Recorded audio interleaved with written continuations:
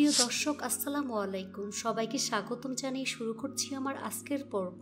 আজকে আমি আপনাদের বাটার, ডালটা কিংবা ঘি ছাড়াই অসংখ্য লেয়ারযুক্ত ঝাল প্যাটিস তৈরি করে দেখাবো। এই প্যাটিস তৈরি করা খুবই সহজ, খেতে অসম্ভব মজার হয় আর অনেক বেশি মুচমুচে হয়। এতটাই মুচমুচে এবং লেয়ারযুক্ত হয় মুখে দিলেই মিশে যাবে। আপনারা চাইলে বাচ্চাদের টিফিনের জন্য এই প্যাটিস তৈরি করে নিতে পারবেন। বাচ্চারা ভীষণ পছন্দ করবে, একবার খেলে বারবার এই প্যাটিস খেতে চাইবে, এতটাই টেস্টি হয়।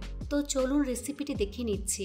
প্রথম একটি মিক্সিং বলে 1.5 কাপ পরিমাণ ময়দা নিয়ে নিচ্ছি। আপনারা চাইলে আটা ব্যবহার করতে পারবেন। স্বাদ মতো লবণ দিয়ে দিচ্ছি। 1 চা চামচ পরিমাণ চিনি দিয়ে দিচ্ছি। 1.5 টেবিল চামচ পরিমাণ সয়াবিন তেল দিয়ে দিলাম। শুকনো উপকরণগুলো ভালো করে মিশিয়ে নিতে হবে। হাত দিয়ে ঘষে ঘষে তেল ময়দার সাথে খুব ভালো করে মিশিয়ে নিচ্ছি, কারণ ময়দাটা যত ভালো হবে এই প্যাটিস তত বেশি খাস্তা এবং পারফেক্ট হবে। যখন দেখবেন হাত দিয়ে মোট করলে এরকম দলা পেকে যায়, তখন বুঝতে হবে ময়দাটা একেবারে পারফেক্ট হয়েছে, অর্থাৎ তেল ময়দার সাথে খুব ভালো করে মিশে গিয়েছে। এবার এর মধ্যে অল্প অল্প করে কুসুম গরম পানি দিয়ে মোটামুটি সফট একটি ডো তৈরি করে নেব। এই ডোটা কিন্তু খুব বেশি নরম করে ফেলা যাবে না, আবার অনেক বেশি শক্ত করে ফেলা যাবে না। মাখানো হয়ে গিয়েছে। এই ডোটাকে আরো কিছুক্ষণ সময় নিয়ে মথে নিতে হবে। উপরে সামান্য পরিমাণ তেল মেখে নিচ্ছি, এতে করে ডোটা ড্রাই হয়ে যাবে না, একেবারে সফট থাকবে। কিচেন টাওয়াল দিয়ে ঢেকে দিচ্ছি। তারপর ঢাকনা দিয়ে ঢেকে রেখে দেবো প্রায় 20 মিনিটের মতো। এই ফাঁকে চুলা একটি ফ্রাই প্যান বসিয়ে এর মধ্যে 2 টেবিল চামচ পরিমাণ সয়াবিন তেল দিয়ে দিচ্ছি। তেল গরম হয়ে আসলে এর মধ্যে 2 টেবিল চামচ পরিমাণ রসুন কুচি দিয়ে দিচ্ছি। এই রসুন কুচি কিছুক্ষণ ভেজে নিতে হবে। তারপর এর মধ্যে 1/2 কাপ পরিমাণ পেঁয়াজ কুচি দিয়ে দিচ্ছি। এবার পেঁয়াজটাকে কিছুক্ষণ ভেজে নিতে হবে। তারপর দিয়ে দিচ্ছি 1/2 কাপ পরিমাণ গাজর কুচি। 1 কাপ পরিমাণ সবুজ ক্যাপসিকাম দিয়ে দিচ্ছি। গাজর এবং ক্যাপসিকাম ভালো করে মিশিয়ে 2 মিনিটের মতো ভেজে নিতে হবে। তারপর এর মধ্যে 1 কাপ পরিমাণ বাঁধাকপি কুচি দিয়ে দিচ্ছি। এই পর্যায়ে চুলার আঁচ মিডিয়াম হাই হিটে রেখে সবজিগুলোকে 8 থেকে 10 মিনিটের মতো ভেজে নিতে হবে।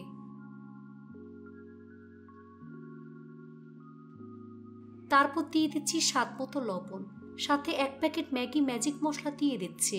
এই ম্যাজিক মশলা ব্যবহার করলে অন্য কোনো মশলার প্রয়োজন হবে না, এতেই টেস্ট অনেক বেশি ভালো আসে। মশলা সবকিছুর সাথে খুব ভালো করে মিশিয়ে 2 থেকে 3 মিনিটের মতো ভেজে নিতে হবে। এবার এর মধ্যে 1 কাপ পরিমাণ সিদ্ধ চিকেন দিয়ে দিচ্ছি। চিকেনটাকে লবণ, আদা এবং রসুন দিয়ে সিদ্ধ করে নিয়েছি। তারপর কাঁটা চামচ দিয়ে ঠিক এরকম ঝুরঝুরা করে নিয়েছি। এবার চিকেন সবকিছুর সাথে খুব ভালো করে মিশিয়ে নেব। এভাবে আরো 5 থেকে 6 মিনিটের মতো আমি ভেজে নেব।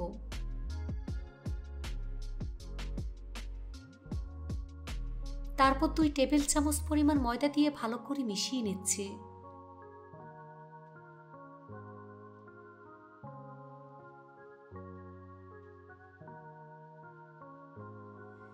মিশানো হয়ে গেলে এর মধ্যে 1/2 কাপ পরিমাণ জাল করা তরল দুধ দিয়ে দিচ্ছি। তারপর খুব ভালো করে মিশিয়ে নেব।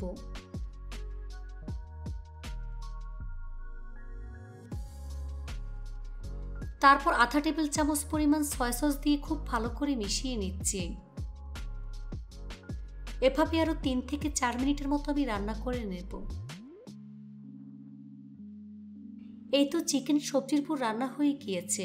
এখন চুলা বন্ধ করে এটাকে ভালো করে ঠান্ডা করে নেব। ফিরে আসলাম 20 মিনিট পর। এখন ঢাকনা সরিয়ে ডোটাকে আরো কিছুক্ষণ সময় নিয়ে মথে নেব। তারপর 5টি লিচি আমি কেটে নিচ্ছি। এখান থেকে 1টি লিচি নিয়ে ঠিক এভাবে গোল বলের মতো আমি তৈরি করে নেব। এই তো গোল বলের মতো আমি তৈরি করে নিয়েছি। সবগুলো লিচি একইভাবে গোল বলের মতো আমি তৈরি করে নিয়েছি। এখান থেকে একটি বল বুড়ির উপর নিয়ে হাত দিয়ে চেপে চ্যাপটা করে নেব। উপরে কিছুটা পরিমাণ ময়দা ছিটিয়ে বেলুন দিয়ে বেলে মোটামুটি পাতলা বড় একটি রুটি আমি তৈরি করে নেব। রুটিটাকে যতটা সম্ভব পাতলা করে বেলতে হবে। দেখুন ঠিক এরকম পাতলা রুটি আমি তৈরি করে নিয়েছি। একইভাবে সবগুলো রুটি বেলে রেডি করে নিয়েছি। এবার এগুলোকে এক সাইডে রেখে দেব। এবার একটি লিকুইড মিশ্রণ আমি তৈরি করে নেব। এর জন্য একটি বাটিতে 4 টেবিল চামচ পরিমাণ ময়দা নিয়েছি। এবার এর মধ্যে 3 টেবিল চামচ পরিমাণ সয়াবিন তেল দিয়ে ঘন একটি মিশ্রণ আমি তৈরি করে নেব।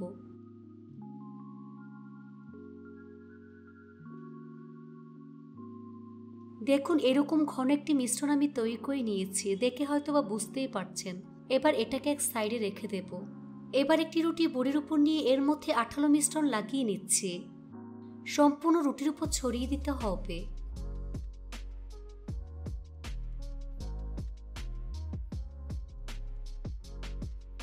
তারপর এর মধ্যে একটি রুটি আমি দিয়ে দিচ্ছি। রুটিটাকে সব দিক টেনে সমান করে দিতে হবে। হাত দিয়ে চেপে চেপে সেট করে দিচ্ছি। একইভাবে রুটির উপর আঠালো মিশ্রণ লাগিয়ে নিতে হবে।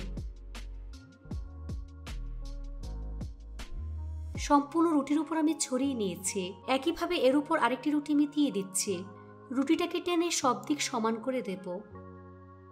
এভাবে 5টা রুটি একটা আরেকটার উপর আমি দিয়ে দিচ্ছি। এই তো একে একে 5টি রুটি একটা আরেকটার উপর আমি দিয়ে নিয়েছি। এর উপর আবারও আঠালো মিশ্রণ লাগিয়ে নিচ্ছি। সম্পূর্ণ রুটির উপর খুব ভালো করে ছড়িয়ে দিতে হবে। এবার এক সাইড থেকে ঠিক এভাবে টাইট করে রোল করে নেব।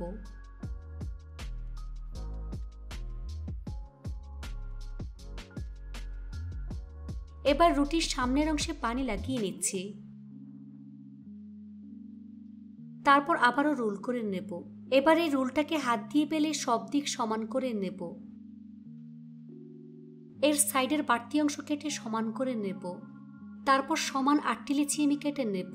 লেচিটা কাটার সময় কিন্তু চাপ দিয়ে কাটা যাবে না, এভাবে আলতোভাবে লেচিগুলোকে কাটতে হবে। লেচিগুলো চাপ দিয়ে কাটলে প্যাটিসের মধ্যে লেয়ার হবে না। এই তো 8টি লেচি আমি কেটে নিয়েছি। দেখুন লেচিগুলোর মধ্যে কতটা লেয়ার হয়েছে, দেখে হয়তো বা বুঝতেই পারছেন। এবার এখান থেকে একটি লেচি রেখে বাকিগুলোকে এক সাইডে নিয়ে নিচ্ছি। এই লেচিটাকে বডির উপর নিয়ে হাত দিয়ে চেপে চ্যাপটা করে নেব। উপরে কিছুটা পরিমাণ ময়দা ছিটিয়ে বেলুন দিয়ে ফেলে মিডিয়াম পুরুত্বের রুটি আমি তৈরি করে নেব।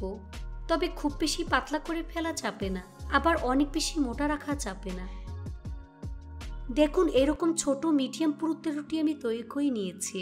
এবার ছুরি দিয়ে চারপাশ কেটে সমান করে নিচ্ছি, অর্থাৎ স্কোয়ার শেপ দিয়ে আমি কেটে নিয়েছি। শীটের চারপাশে পানি খুব ভালো করে লাগিয়ে নিতে হবে। এবারের মাছ বরাবর পরিমাণ মতো পুর দিয়ে দিচ্ছি। পুরটাকে চামচ দিয়ে এক সাইডে ঠিক এভাবে আমি সেট করে দিচ্ছি। এবার এটাকে আমি ঠিক এভাবে ফোল্ড করে ট্রায়াঙ্গেলের মতো শেপ দিয়ে দেব।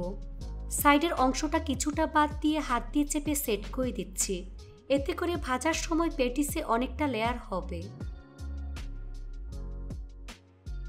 এই তো একটি প্যাটিস আমি তৈরি করে নিয়েছি। একইভাবে সবগুলো প্যাটিস আমি তৈরি করে নিয়েছি। এবার প্যাটিসগুলো ভাজার পালা। চুলা একটি ফ্রাই প্যান বসিয়ে পরিমাণ মতো সয়াবিন তেল দিয়ে তেলটাকে মিডিয়াম আঁচে গরম করে নিয়েছি। এবার এর মধ্যে একে একে প্যাটিসগুলো আমি দিয়ে দিচ্ছি। চুলার স্লো মিডিয়ামের মাঝামাঝি রেখে এই প্যাটিসগুলো ভাজতে হবে। নিচের পাশ হালকা ভাজা হয়ে আসলে উল্টে দিচ্ছি।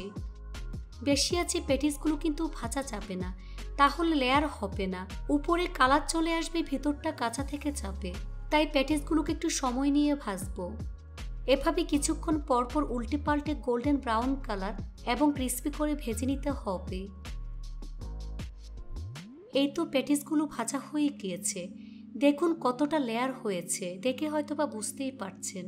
এবার একটা একটা করে খুবই সাবধানে উঠিয়ে প্লেটের মধ্যে নিয়ে নিচ্ছি। খুবই সাবধানে প্যাটিসগুলোকে উঠিয়ে নেবেন, কারণ এ পর্যায়ে প্যাটিসগুলো অনেক বেশি মুচমুচে থাকে।